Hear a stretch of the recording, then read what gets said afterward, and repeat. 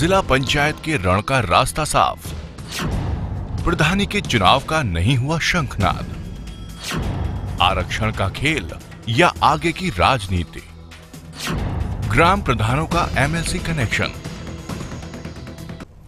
नमस्कार, prime debate में आप सभी का बहुत बहुत स्वागत है। मैं ब्रजेश मिश्रा हूं। प्राइम डिबेट में हम उत्तर प्रदेश के सबसे बड़े मुद्दे की चर्चा करते हैं और आज उत्तर प्रदेश में पिछले 2 दिनों से एक बड़ा मुद्दा छाया हुआ है, पंचायत चुनाव। दरअसल उत्तर प्रदेश की सरकार ने, पंचायती राज विभाग ने एक विवादित शासनादेश जारी किया जिसमें कहा गया है कि अब जो पंचायत के चुनाव हैं वो 2 चरणों में होंगे। पहले चरण में बीडीसी और जिला पंचायत का, जबकि दूसरा चुनाव ग्राम पंचायत ग्राम प्रधान का होगा। ये कब होगा ये किसी को नहीं पता, वो अनिश्चित काल के लिए टाल दिया गया है, यानी उसका अभी चुनाव कब होगा ये किसी को नहीं पता, शायद सरकार को भी नहीं पता है। वजह ये बताई गई कि चूंकि 8,500 नए ग्राम बने हैं, आबादी बढ़ी है, लिहाजा आरक्षण किस सिद्धांत के तहत किया जाए ये अभी तय नहीं हो पाया है कि नई जो ग्राम पंचायतें उनका आरक्षण किस लिए किया जाए, किस तरह से किया जाए। तो अब तक क्या उत्तर प्रदेश की सरकार और पंचायती राज विभाग सो रहा था कि पहली बार इसको ये बात पता चली कि क्या 8,500 नई पंचायतें बनी हैं और क्या आबादी बढ़ी है, ये पहली बार पता चला है? शायद पहली बार ही सरकार को पता चला होगा। इसी वजह से बिना चुनाव आयोग की सहमति लिए अचानक से विवादित शासनादेश छुट्टी के दिन जारी कर दिया गया।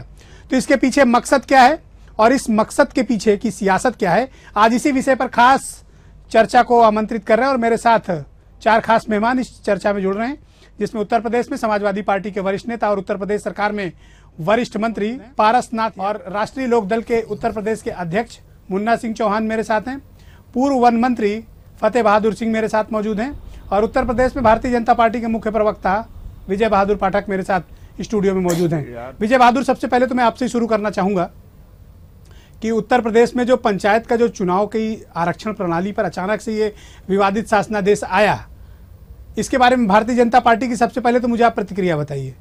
देखिए ब्रजेश जी, एक निश्चित तौर पर मानिए कि यह तो तय था कि 7 नवंबर को ग्राम प्रधानों के का कार्यकाल खत्म हो रहा था, यानी उसके पहले 6 महीने पहले ये व्यवस्थाएं, जिस आरक्षण की बात अब सरकार कर रही है उसकी व्यवस्था होनी चाहिए थी। और इसके पहले 11 अगस्त को जब जारी किया गया तो आरक्षण की कब कब क्या प्रावधान होंगे पूरा कार्यक्रम जारी किया गया। फिर जब अचानक 5 तारीख को छुट्टी के दिन शासनादेश जारी होता है तो स्वाभाविक रूप से एक बड़ा सवाल खड़ा होता है कि आखिर अचानक ऐसी कौन सी परिस्थितियां हो गई कि 5 सितंबर को सरकार ने कहा कि एक चुनाव नहीं होंगे। ये 2 चरण नहीं है, इस पूरे चुनाव में लगभग 11.5 करोड़ मतदाता हैं, तो जो चुनाव आयोग यहाँ राज्य चुनाव आयोग कराएगा उसमें भी कई चरण होंगे। 2 पार्ट में चुनाव है और स्थिति ये है कि एक जगह तो ये कहते हैं कि साहब ये परिस्थितियां बढ़ी हैं तो आरक्षण की व्यवस्था बढ़ी होगी, दूसरी जगह ये लागू करते हैं। तो स्वाभाविक रूप से जो सरकार ने मूल्यांकन करने के लिए कहा, उस मूल्यांकन में जब भेदभाव हुआ, जब ये लगा कि कब्जों की स्थिति है, इसलिए ये सारा सवाल खड़ा हुआ है। और यह तय था कि चुनाव होना है, चुनाव होना, तो अगर ये काम नहीं हुआ और अगर सरकार ये कहती है कि ये नहीं कर पाए तो कौन लोग थे जो नहीं कर पाए? क्या उनमें से किसी पर कार्रवाई की हुई? क्या अगर जो टास्क दिया गया? मैं सीधे पारसनाथ यादव के पास चलता हूं, कैबिनेट मंत्री हैं उत्तर प्रदेश सरकार में। पारसनाथ यादव, सबसे पहले तो मेरा सवाल है आपसे कि क्या उत्तर प्रदेश का पंचायती राज विभाग इतना कंफ्यूज्ड था कि ये पहली बार पता चला कि आपके पास 8,500 नई पंचायतें जुड़ी हैं और इनका आरक्षण कैसे किया जाना है? तो क्यों ना माना जाए कि राजनीतिक दबाव और राजनीतिक फायदे के चक्कर में पंचायत चुनाव को 2 चरणों में बांटा गया है? पारसनाथ यादव, ये आपने रिजर्वेशन प्रणाली क्यों बदल दी? धन्यवाद भाई मिश्रा जी। जहां तक आपका सवाल है, 73वें संविधान संशोधन के बाद 1994 में त्रिस्तरीय पंचायती व्यवस्था लागू हुई और प्रथम बार 1995 में प्रथम चुनाव हुआ और फिर उस नीति के तहत जो रोटेशनल कार्यक्रम थे और अवरोही क्रम पर आबादी जिसकी जितनी अधिक हो उसके आरक्षण की एक व्यवस्था लागू की गई और 2010 में ये आरक्षण का रोटेशनल कार्यक्रम चला और ये 5वां चुनाव है। 4 चुनाव इससे हो गए रोटेशनल से। जो सवाल आपका है कि क्यों प्रणाली बदल दी गई, प्रणाली अभी बदली नहीं गई है। ग्राम पंचायत और गांव पंचायत के सदस्य गणों की जो आरक्षण की नीति है इसको रोका गया है और विधिक राय ली जा रही है। न तो चुनाव टाला गया है, न कोई बात की गई है। विधिक राय आने के बाद, क्योंकि उसका कारण ये है, जैसा माननीय पाठक जी ने इस बात को तो क्या ये पहली बार पता चला पारसनाथ यादव कि 8,500 नई पंचायतें हैं आपके पास, नए मतदाता जुड़ गए हैं? तो इतनी लंबी कवायद का मतलब क्या था? 3 महीने से ये कवायद किस बात के लिए चल रही थी? गांव पंचायतों के जो 8,000 नई गांव पंचायतें बन गई, जिसमें से 20,000 गांव पंचायतें प्रभावित हुई, इनके 8,000 बन जाने के कारण इनको जो है कैसे व्यवस्थित किया जाए, कैसे आरक्षण की नीति लागू भी बढ़ गई है, इसके लिए रोका गया है। और बाकी पर यही बात तो बीडीसी और जिला पंचायत पर भी लागू होती है ना, सिर्फ ग्राम पंचायतों पर तो लागू नहीं होती। इसी प्रणाली पे आपको बीडीसी लड़ना है, इसी प्रणाली पर जिला पंचायत लड़ना है। एक ही चुनाव में 2 आरक्षण फार्मूले क्यों कैसे लगाएंगे आप?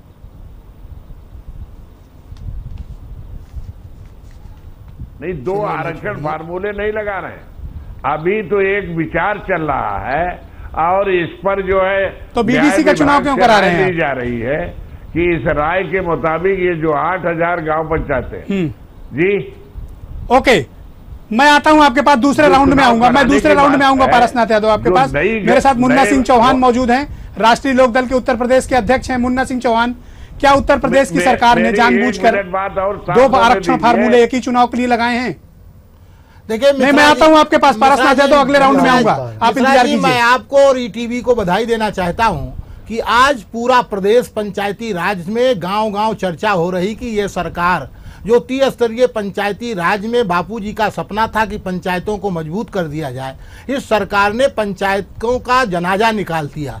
अब आप देखिए, इन्होंने कहा कि गांव सभाएं बढ़ी हैं, गांव सभाएं बढ़ी हैं तो क्षेत्र पंचायत भी बढ़ी हैं, जिला पंचायत भी बढ़ी हैं। और पहली बार उत्तर प्रदेश में आरक्षण 2 तरह का लागू हो रहा है। इन्होंने कहा कि जो नई गांव सभाएं बनी हैं उनको हम पहले अनुसूचित जाति में आरक्षित करेंगे, तो कहाँ झगड़ा है, कर दीजिए। लेकिन इन्होंने जिला पंचायत में, और एक चीज और मिश्रा जी, ये पहला इतिहास है कि जिला पंचायत का आरक्षण जारी हो गया और प्रदेश में कौन सा जिला किस आरक्षण सूची में आएगा इसको इन्होंने जारी नहीं किया। इसमें भी बेईमानी कराना चाहते हैं। इसी प्रदेश में केवल दो पार्ट में चुनाव नहीं हो रहा, आरक्षण 2 बार हो रहा है। क्षेत्र पंचायत और ब्लॉक प्रमुख का आरक्षण जारी हो गया पूरे प्रदेश में, और जिला पंचायत का आरक्षण की सूची जारी हो गई, और जिला पंचायत के अध्यक्ष की सूची अभी प्रदेश सरकार ने नहीं जारी की, क्योंकि उसमें मनमाफिक बेईमानी कराने का अभी गुंजाइश ढूंढ रहे हैं। तो ये उत्तर प्रदेश में क्या करना चाहती हैं? और देखिए, जो इन्होंने शासनादेश जारी किया, बार बार बदला है। जिला पंचायत और बीडीसी में इन्होंने कहा कि बैकवर्ड का तो जनगणना का आधार मान लिया और अनुसूचित जाति का परिवार संख्या पर आरक्षण कर रहे हैं। उसका नतीजा हो गया कि सब उलट पुलट गया। हाँ, मैं समझ सकता हूँ। अब मिश्रा जी, 1 मिनट सुन लीजिए। आपने आरक्षण जब आप एक जारी किया तो बैकवर्ड को भी जनगणना मानो, तो अनुसूचित जाति को भी जनगणना मानो। तो बैकवर्ड का तो इन्होंने जनगणना मान लिया और अनुसूचित जाति का परिवार माना। फतेह बहादुर सिंह, क्या उत्तर प्रदेश की सरकार और पंचायती राज विभाग भेदभाव कर रहा है? और क्या आरक्षण की जो प्रणाली है, एक ही चुनाव में 2 आरक्षण प्रणाली क्यों कैसे लागू हो रही है? निश्चित रूप से। और क्या चुनाव आयोग क्यों शांत बैठा हुआ है इस पे? निश्चित रूप से जो निर्वाचन नियमावली 1994 है, वो दोनों चुनाव के लिए एक ही है, और ये सरकार मनमाना ढर्रा अपना रही है इस समय वर्तमान में।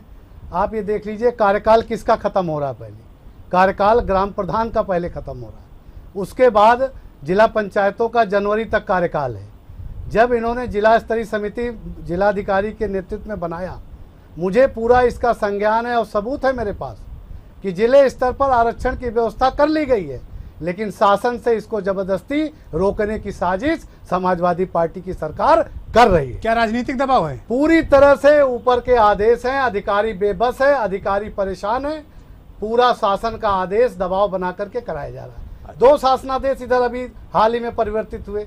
11 में कहा गया, 11 तारीख को, कि साहब चुनाव दोनों चारों एक साथ होंगे। आज कहा जा रहा है 5 तारीख को कि साहब नहीं, ये चुनाव अभी होंगे जिला पंचायत और सदस्य के, और बाकी चुनाव हम बाद में कराएंगे। स्थगित रख दिया, आपने स्पष्ट नहीं किया कब कराएंगे। नियमावली दोनों की एक है। मामला अगर माननीय न्यायालय में जाएगा तो बहुत बड़ा प्रश्न उठेगा, सरकार के ऊपर एक बहुत बड़ा विजय धब्बा बहादुर लगने पाठक, जाएगा। सरकार का असली मकसद क्या है?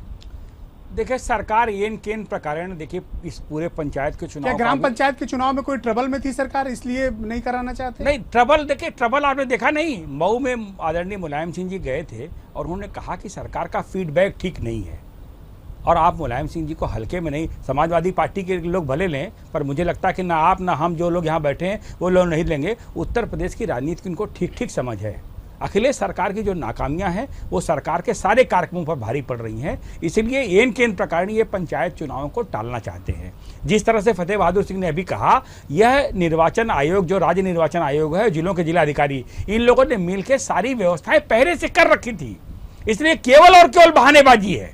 जिस तरह से आपको ध्यान होगा, एक दिन आपने खबर चलाई कि बलराम यादव ने बीएलओ की मीटिंग ली आजमगढ़ में, दो मंत्रीगण और आदरणीय पारसनाथ यादव जी सामने बैठे हैं। पारसनाथ यादव जी, शिवपाल यादव जी और बलराम यादव जी, तीन लोगों की एक समिति थी जो इन प्रावधानों को देख रही थी। क्या हुआ, क्या क्या चर्चा हुई मुख्यमंत्री से, इसकी भी अगर पारस जी होंगे आप चेक करके जानकारी कर लेंगे।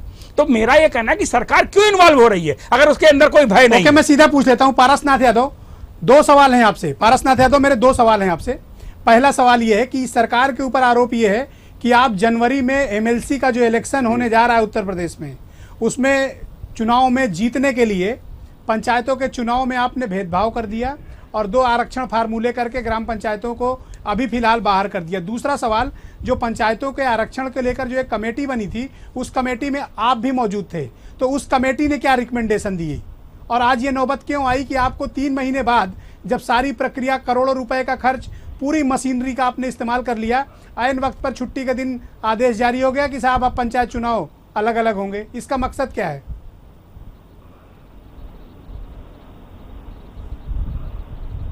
धन्यवाद भाई मिश्रा जी, मैं बेहद आपका भी सम्मान करता हूं, अपने सभी साथियों का, पाठक जी का भी, भाई फतेह बहादुर जी का, मुन्ना सिंह चौहान जी का तो बेहद सम्मान करता हूं। ये लोगों को मैं बताना चाहता हूं कि किसी प्रकार की इनको शक नहीं होनी चाहिए। सरकार निष्पक्ष चुनाव कराने के लिए कटिबद्ध है। जहां तक आपने सवाल ये किया कि 2 फार्मूला क्यों अपनाया जा रहा है, जहां 2 फार्मूला अपनाने का कोई मकसद नहीं है। मकसद केवल ये है कि 2010 में जो अवरोही क्रम से रोटेशनल कार्यक्रम बनाया गया आरक्षण नीति, उस आरक्षण नीति में जो बदलाव की बात कही जा रही, कोई बदलाव नहीं किया जा रहा है। केवल अधिक ग्राम पंचायतों को होने के कारण, और इनके भी वार्ड बड़े हैं, मैं इसको भी महसूस करता हूं, लेकिन जिला पंचायत के वार्डों की जो बढ़ोतरी है और क्षेत्र पंचायत की जो बढ़ोतरी है, उससे गांव पंचायतों की बढ़ोतरी बहुत अधिक है।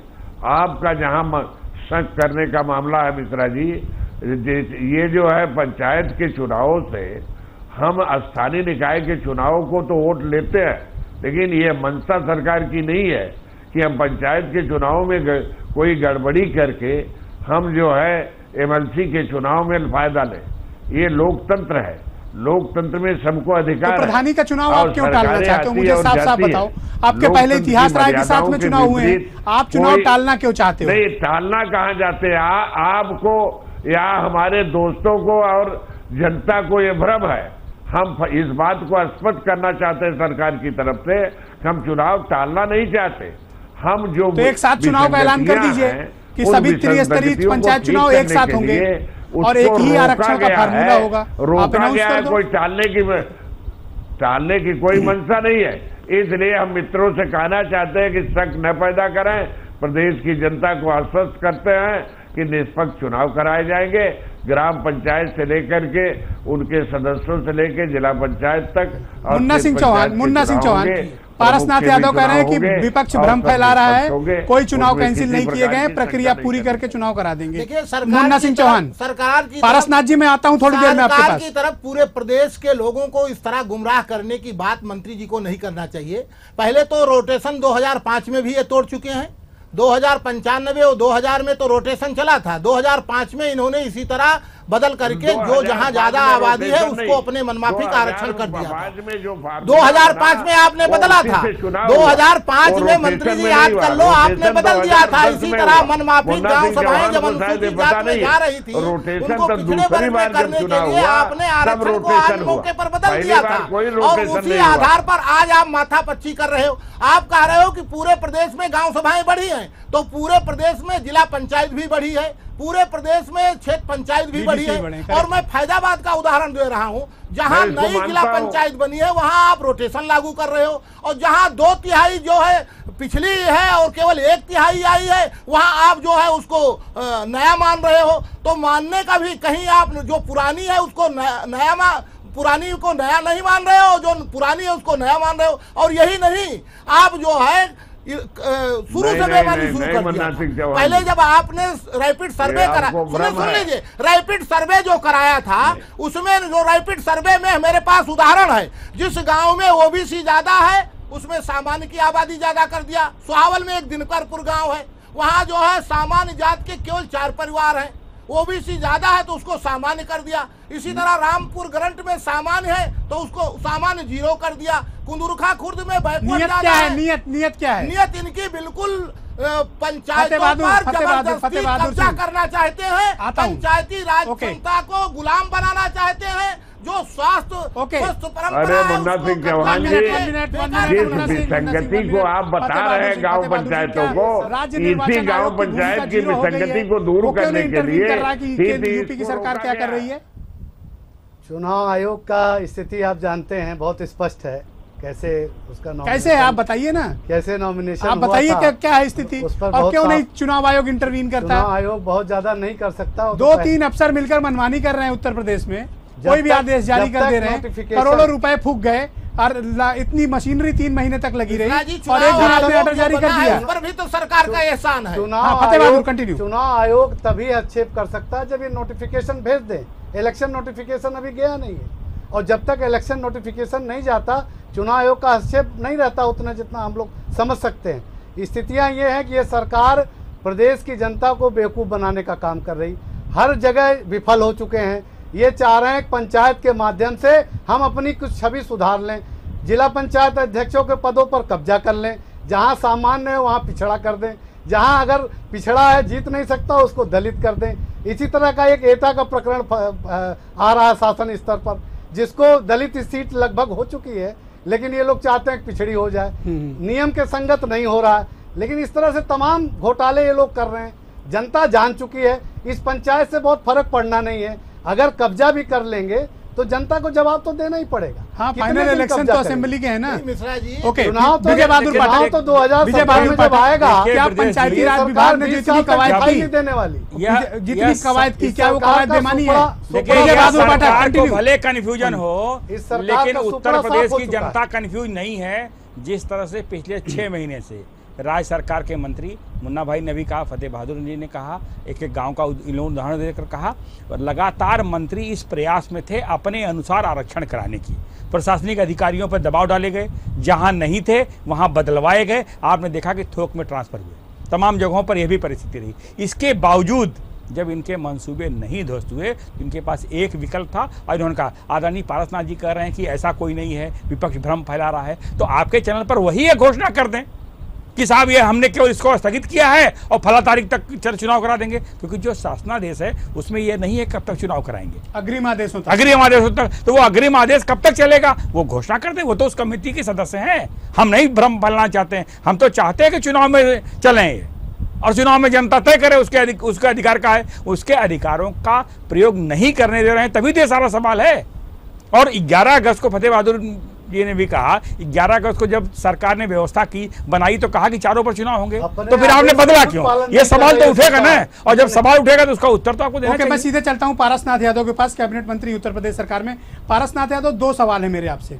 पहला, आपने 3 महीने पूरी कवायद की, पूरी मशीनरी लगा दी, करोड़ों रुपया खर्च कर दिया, प्रदेश में माहौल बन गया कि पंचायत के चुनाव होंगे। ऐन वक्त पर आपके अफसरों को याद आता है कि 8,500 नई पंचायतें हैं, नई आबादी जुड़ गई, नए हिसाब से आरक्षण होगा। तो क्या उन दोषी अफसरों के खिलाफ तत्काल कार्रवाई करके उनको सस्पेंड नहीं किया जाना चाहिए? नंबर 1। नंबर 2, आप ये बताइए, देश के करोड़ों लोग आपको लाइव सुन रहे हैं, आप उस कमेटी के मेंबर भी हैं, आप ये अनाउंस करने की स्थिति में हैं क्या कि चुनाव प्रधानी के कब होंगे? क्या आप डेट बताने की स्थिति में हैं पारसनाथ यादव?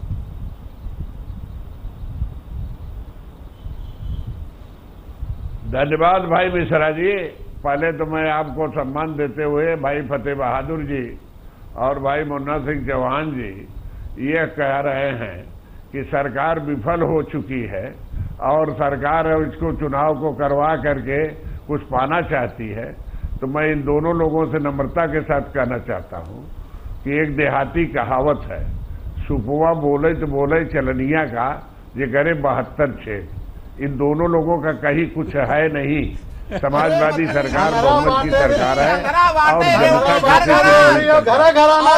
मैं जो आपने सवाल किया, मेरी बात मुन्ना सिंह चौहान जी सुनिए, भाई जो बात आई है, आपने जो ये सवाल किया कि अधिकारियों ने करोड़ों रुपया खर्च किया, कहीं ऐसा कोई बात नहीं है कि जो हमने किया है उसमें कोई फेरबदल है। जहां तक आपने कहा ज्वाइंट रिस्पॉन्सिबिलिटी होती है, हम उस कमेटी में मेंबर नहीं है, रहे या न रहे, लेकिन हमारी सरकार की तरफ से ज्वाइंट रिस्पॉन्सिबिलिटी है कि जो नियत है, अभी हम चुनाव का समय नवंबर में है, ग्राम पंचायतों का चुनाव का समय नवंबर का है और नवंबर के पहले ये लोग वार्ता कर रहे हैं कि सरकार की नियत खराब है। मुन्ना सिंह चौहान जी, नम्रता के साथ आप बात सुनने की कोशिश करिए, बहुत बोलने की कोशिश मत करिए। मैं भी बोलता हूँ और इस बात को बताना चाहता हूँ आपके बीच में, लेकिन आप बताओ, सरकार अभी नवंबर तक प्रधानों का कार्यकाल है और प्रधानों के कार्यकाल को हमने बढ़ाया नहीं है। अगर कार्यकाल को बढ़ा देंगे तब आपका ये सवाल उठेगा। हो सकता है हम ये विधिक राय लेने के बाद हम डेट नहीं घोषित कर सकते, लेकिन अगर विधिक राय आ गई तो नवंबर के पहले हमारे यादव क्या आप डेट घोषित कर सकते हैं कि आप चुनाव 7 नवंबर के पहले चुनाव करा लेंगे? पारसनाथ यादव 7 नवंबर के पहले चुनाव करा लेंगे? टाला गया है, 7 नवंबर के पहले चुनाव होगा। जिन गाँवों को आपने बताया है, तो अरे मंत्री जी, तो आप बता दीजिए 7 नवंबर को प्रधानों का कार्यकाल खत्म हो रहा है, उससे पहले चुनाव करा देंगे? का पूरा हो जाएगा तो हम चुनाव तत्काल करा लेंगे। गांव पंचायत का चुनाव अगर पूरा हो जाएगा हमारा तो हम चुनाव करा लेंगे नवंबर के पहले। आप मुझे एक बात बताओ मंत्री जी एक बात बताओ, ये बात आपको अचानक आरक्षण सूची प्रकाशन के दिन याद आई कि हम निष्पक्ष चुनाव कराएंगे और कोई भेदभाव नहीं होगा, किसी के साथ कोई बदइंसाफी नहीं होगी। आप निष्पक्ष होते, अगर माननीय मंत्री जी आप निष्पक्ष होते तो अन्य जातियों का आप 2011 की जनगणना से ले रहे हैं। 1 मिनट मैं आता हूँ। मुन्ना, अच्छा मंत्री जी मैं थोड़ी देर में आता हूँ आपके पास, अगले राउंड में आऊंगा। मुन्ना सिंह चौहान 20 सेकंड में अपनी बात करिए, 20 सेकंड। अनुसूचित जातियों का सरकार जो है पंचायत राज को बिल्कुल जो है जो 73वां 74वां संविधान संशोधन है, वो जैसे MP MLA का जो है चुना हुआ प्रतिनिधि चार्ज लेगा, वैसे उसमें प्रशासक नियुक्ति नहीं कर सकते हैं। तो पहले इनको चुनाव कराना चाहिए ग्राम प्रधान का, ग्राम सभा का, जिसका कार्यकाल 7 को खत्म हो रहा है, और जिला पंचायत का जनवरी में और प्रमुखी का मार्च में खत्म हो रहा है। तो उसका उल्टा है, उसका चुनाव पहले करा रहे हैं और जिसका खत्म होने जा रहा है उसका बाद। मेरा तो आपके मिश्रा जी ये भी आरोप है, ये MLC का चुनाव भी टाल देंगे क्योंकि प्रशासक नियुक्त भी कर देंगे तो वो वोटर नहीं बन सकते। ओके फतेह बहादुर 20 सेकंड। मंत्री जी मैं आऊंगा आपके पास। मंत्री जी आपने तो कहा दिया है कि जो नवगांव सभा है आप वक्त बहुत कम है, 20 सेकंड में बात खत्म करेंगे। 20 सेकंड ओके। आप अगर निष्पक्ष होते तो ये 2011 में जो आपने शासनादेश निकाला, बहुत ध्यान से सुन लीजिए मेरी बात, 2011 में आपने शासनादेश निकाला है कि पिछड़ी जातियों का 2015 से आप लेंगे आरक्षण व्यवस्था त्वरित वाली, और अन्य जातियों के लिए 2011 से लेंगे। अगर आपकी मंशा साफ होती तो आप जनसंख्या के आधार पर तैयारी पहले कर लिए होते। आपकी नीयत खराब है, आप शासनादेश निकालते हैं उसके बाद आप उसका पालन नहीं कराते। आप अपने अधिकारी से कहते हैं चारों चुनाव का आरक्षण व्यवस्था कर दीजिए। आरक्षण व्यवस्था जब करने को हुए, जहाँ की आबादी परिवार और जनगणना अलग अलग कर रहे हो, जहाँ की आबादी मान्यवर, जहाँ की ब्रजेश जी, सरकार की नीति और नियत के कारण ही यह विवाद उत्पन्न हुआ है। सरकार को यह बात स्पष्ट करनी चाहिए। पारस यादव जी आपके साथ हैं, वो स्पष्ट करें कि 7 नवंबर के पहले चुनाव कराएंगे। यहाँ की आबादी 11 लाख है, वहाँ की आपकी धन्यवाद धन्यवाद धन्यवाद। 15 लाख आ रही है, कैसे ये हो सकता है? बहुत बहुत धन्यवाद। तो पंचायतों में आपने पारसनाथ यादव बहुत बहुत धन्यवाद, बहुत बहुत बना दिया। धन्यवाद। आप चारों का बहुत बहुत धन्यवाद। पारसनाथ यादव उत्तर प्रदेश सरकार में कैबिनेट मंत्री, आपका बहुत धन्यवाद। मुन्ना सिंह चौहान आपका भी बहुत बहुत धन्यवाद। फतेह बहादुर सिंह और विजय बहादुर आपका भी बहुत। हम चाहते हैं कि आप सही बात बताएं लोगों को। तो आप निकाल रहे हो पंचायत। अरे हमारे दबाव में ही बताएं, लेकिन बताएं। बहुत बहुत धन्यवाद धन्यवाद धन्यवाद। लेकिन बहुत बहुत धन्यवाद। आप 54,000 की बना दिया। अरे धन्यवाद धन्यवाद। वक्त खत्म, वक्त खत्म। जिला पंचायत बहुत बहुत धन्यवाद। इसमें कोई इसमें बात तो बताइए। नहीं इसमें 1 मिनट इसमें कोई दो राय नहीं कि उत्तर प्रदेश की सरकार ने त्रिस्तरीय पंचायत चुनाव में आरक्षण प्रणाली दोहरी करके अपने लिए एक नई मुसीबत मोल ले ली है और लगातार उत्तर प्रदेश की सरकार इस पूरे मामले में विवादों में घिरती नजर आ रही है और विपक्ष को यह आरोप लगाने का मौका मिल गया कि उत्तर प्रदेश में पंचायत चुनाव कराने की सरकार की नीयत ठीक नहीं है। ऐसे में एक ही चुनाव पर 2 आरक्षण फार्मूले लागू करके सरकार ने बैठे बिठाए खुद ही मुसीबत मोल ले ली है। अब देखने वाली बात होगी कि क्या प्रधानों का कार्यकाल बढ़ेगा, क्या प्रशासक नियुक्त होंगे। और अब इस बात की संभावना बिल्कुल खत्म हो गई है कि एक साथ चुनाव होंगे, जब ये मान लिया गया है कि 2 चरणों में ही चुनाव कराए जाएंगे। ऐसे में सबसे बड़ा सवाल है कि उत्तर प्रदेश की 59,000 के आसपास ग्राम पंचायतें हैं, क्या उनका चुनाव 7 नवंबर जब उनका कार्यकाल खत्म हो रहा है तब हो पाएगा या नहीं, ये एक बड़ा सवाल है। इस पूरी बहस को आज आप रात 11:30 पर दोबारा से देख सकते हैं। बहुत बहुत धन्यवाद, बहुत बहुत शुक्रिया।